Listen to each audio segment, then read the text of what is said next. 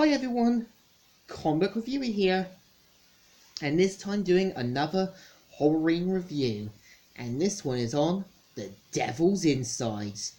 Now, as you know, The Devil's Insides was mainly a 2012 found footage film.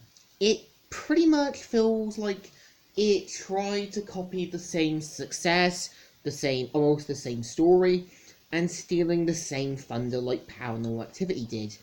Now, the problem with found footage films, they tend to be good, but sometimes tend to fail. Now, the premise of the film is about Isabel Rossi, played by Fernanda Andrade, as well as her friend Michael, who is meant to be the filmmaker, making a documentary. And it's about her pretty much doing a documentary about exorcism and find out more about her mother. So at the same time, mainly visits Rome and also befriends two priests, Ben and David. Now, the characters are pretty much all there. Ben is pretty much the Daniel Radcliffe lookalike, and pretty much is just there to be the kind of like character to do the exorcism. David is pretty much just the token character. He's just there to basically be expendable.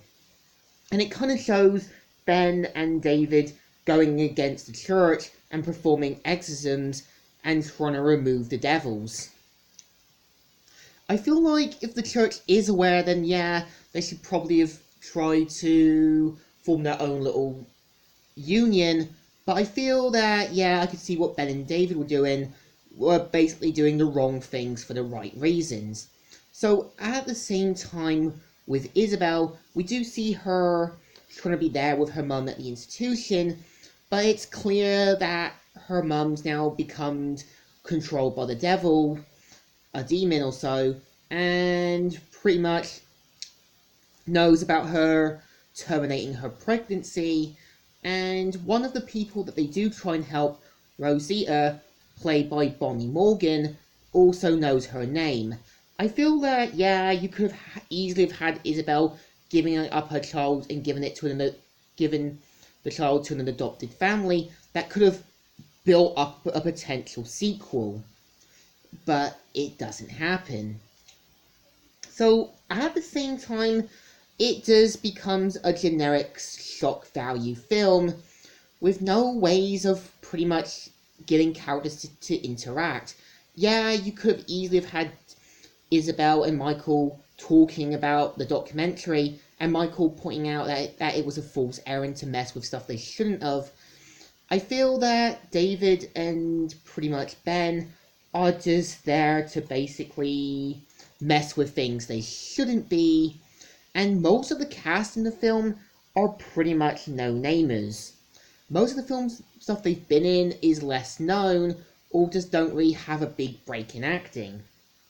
What's actually interesting is when you look at the start in the news reports about Isabel's mother, actually comes from an actual trial from a serial killer, Annalene Wuornos. And what's interesting is that there was actually a sequel planned until the director started receiving hate mail over the ending of the film. And I think they were going to the same route as Paranormal Activity.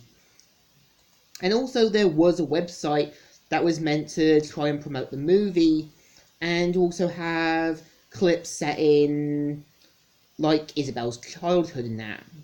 And most of the film settings are set in Rome, and also is meant to take place in 2009 till December the 12th.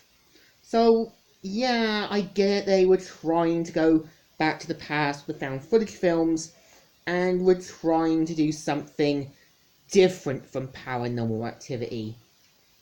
So I think somewhere in the insides of the movie lied an average film. It's not one of the best, It's not one of the greatest, but it's not one of the best, and has been parodied by the parody movie, as well as its sequel, A Haunted House. So I think it deserves a thumbs in the middle. Not one of the best, and not one of the greatest. So, Comic Reviewer here, signing out.